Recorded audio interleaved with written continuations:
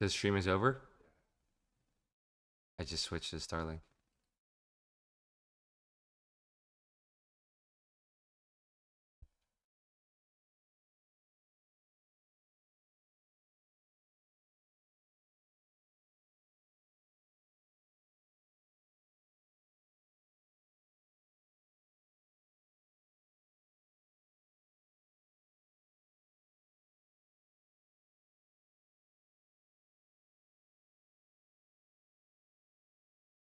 It says I'm trying to get back on,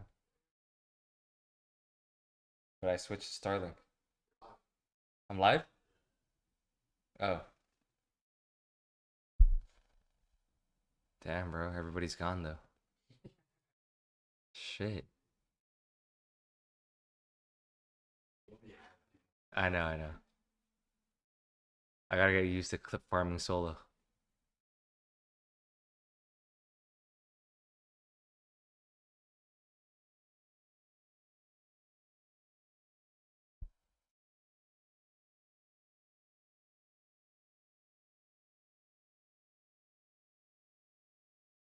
I don't have Wi-Fi on my phone as well.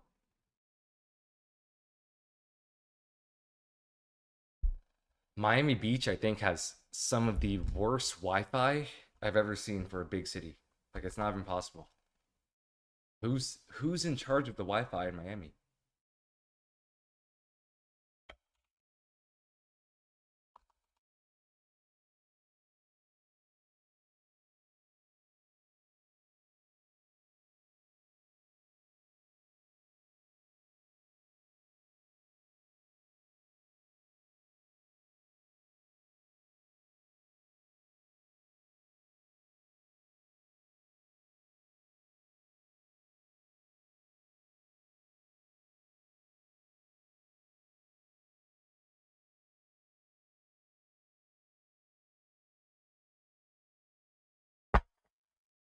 Okay, well, power law. What is that?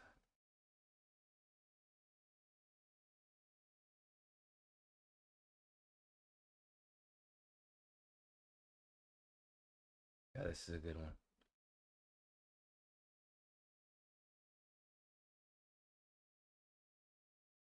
How do I get this chat?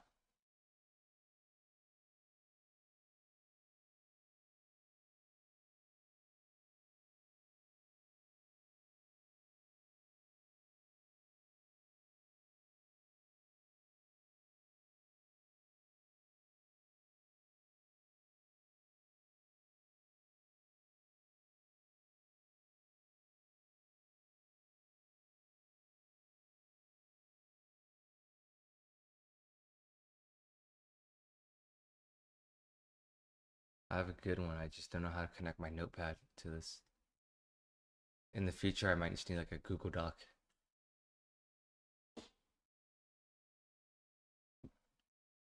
No worries though.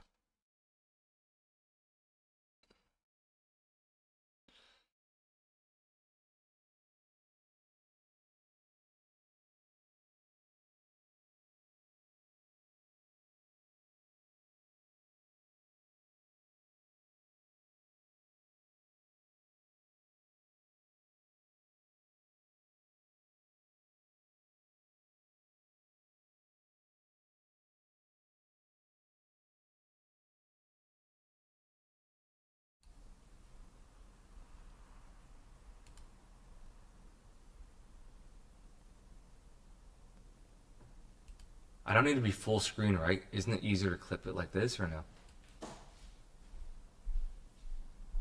Or do you want me to use up all of this? Full screen better. Full screen's better? Yeah. Okay.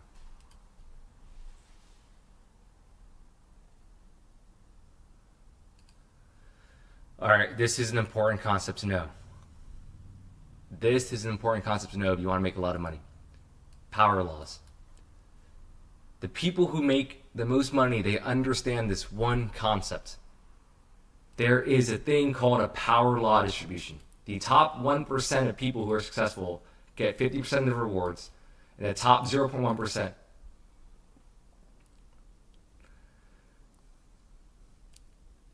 if you want to make a lot of money, you need to understand this one concept. In the most important domains, outcomes are not linear. They follow a power law distribution. That means the top 1% of outcomes give you about 50% of the rewards, and the top 0.1% get the majority of upside. Everybody else scraps regardless of effort. This is why you hear 90% of businesses fail. This is the reason why, and that's the thing is that's just level 1. Level 2 is it's not just now the top 10% who succeed. What separates the top 10% of people who succeed versus the 1% of that 10% who just absolutely dominate? It comes down to the power law. So, I had dinner with a friend the other night, and he told me that for his VC fund, it takes the same amount of effort to raise $100,000 from somebody to invest or a few $1,000,000. He said it's the same amount of work to get the person to commit to investing. And so it really got me thinking, and I started thinking about power laws and just understanding like how this leverage can be applied in just everyday life, but especially when it comes to making money. And I realized that basically this concept is applied everywhere in content, right? The person who can spend 10 hours on a video can get 10,000 views, or they can get 10 million views. Distribution, partnerships, products, careers, social leverage, capital markets, your brand. And the reason why most people never hit escape velocities, they don't enter the power law arena. This is probably the concept I've had to rewire my brain the most, because school in the real world really rewarded working hard. And the more I got older, and I worked hard obviously for a certain phase, and I made great money, but I understand now me working harder won't make me more money. I'm actually plateaued. I can't work harder. So then what separates what I do on a weekly basis from somebody else is they ask themselves, are they even playing a game where effort can return 100x? Because everybody has the same amount of hours in a day. So what matters more is picking a game that has 100x upside. Your business model matters more than how hard you work.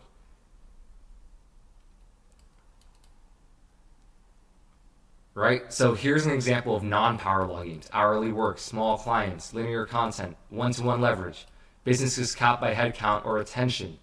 Power versus power law games where you have media, you allocate capital, you own the platform, you have IP, distribution, brand, network effects, scarce positioning.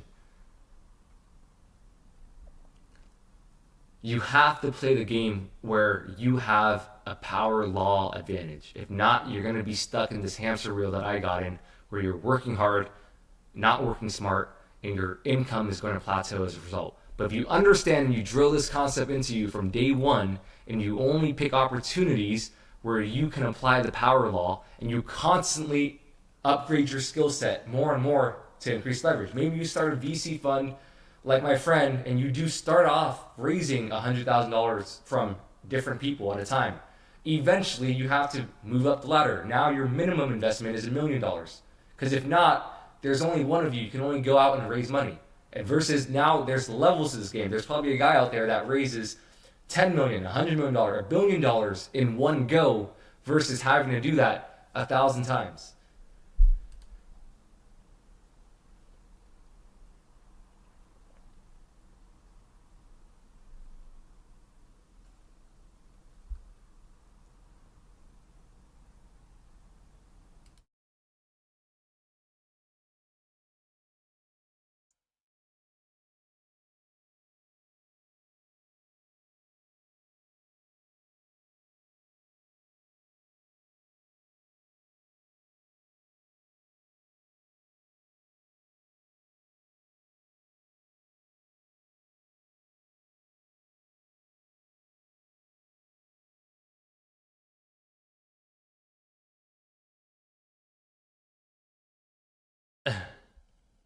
So something I've been trying to work on this week as well is being aware of my ADHD. I have ADHD. Sometimes I don't admit it. But what ends up happening is you chase so many different opportunities. And when I'm chasing this business idea and I want to make content and I'm chasing another business idea and I'm running two businesses behind the scenes, I never end up building the right momentum and I'm actually confusing my team and myself and I'm spreading myself thin. I remember this was the case as well. Like the reason why it took me so long to get a business off the ground was because I was trying to start two businesses at once. So I couldn't just pick one and decide and commit to it. And so I probably could have got more successful in business earlier had I just focused on one thing at a time. Even if that one thing failed, you focus on it first, you give it your all, and then you move on to the next thing. The older I get, the more I realize a lot of people deal with this. It's shiny object syndrome, but it's shiny object syndrome in a way that actually hurts and prevents you from being successful.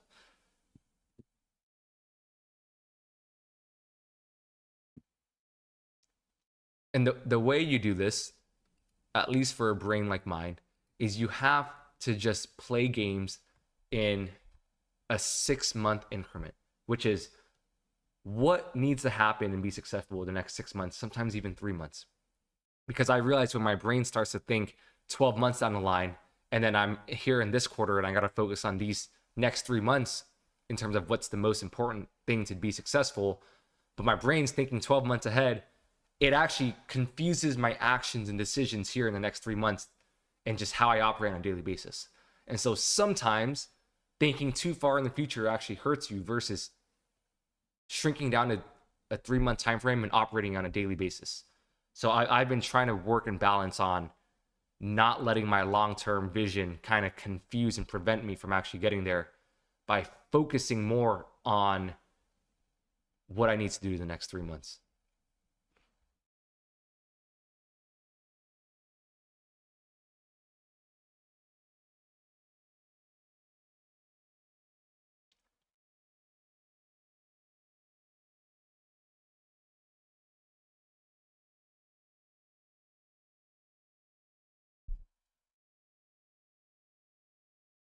I've been spending a lot of time thinking about brand a lot.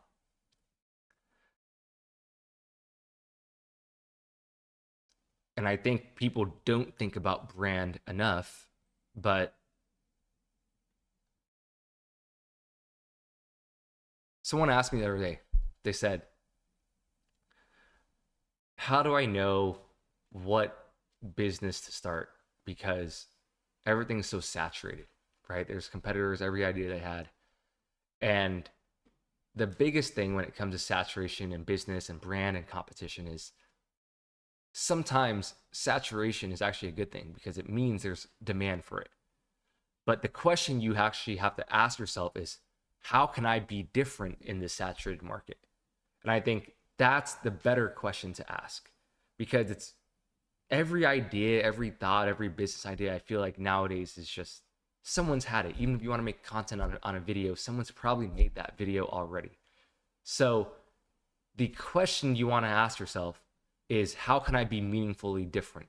Because if you understand the game of differentiation when it comes to branding, that's how you end up blowing up and figuring it out. So you don't win by being necessarily better. You have to figure out how you can be distinct first, and then obviously execution is a huge part, but you have to figure out how to differentiate.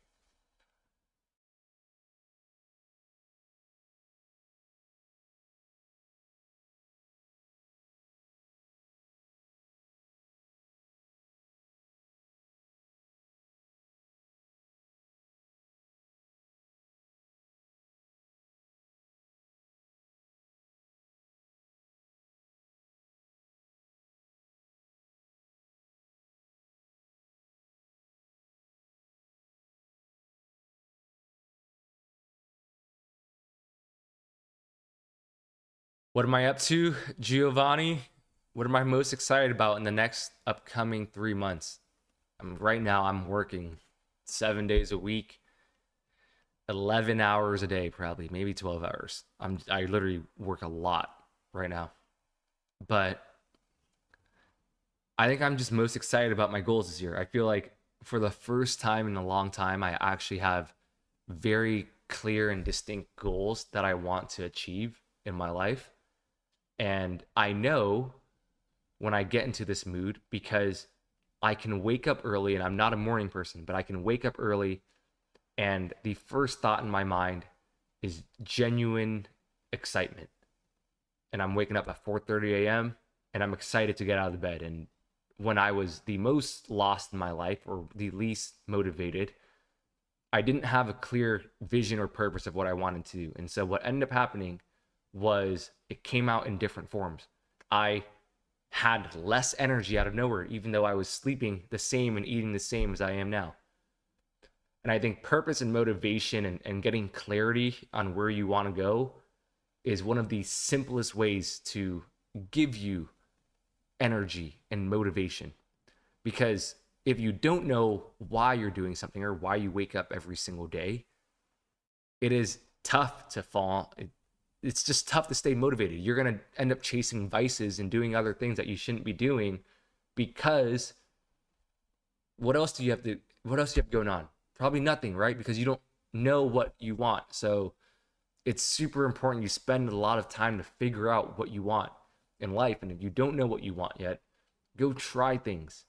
Figure out what gets you excited, what gets you motivated. Like everybody has some calling, but you don't just figure it out not working towards something. Like it takes time to try and fail and you do it enough times, you'll find something that you're like, wow, like I wake up excited to do this.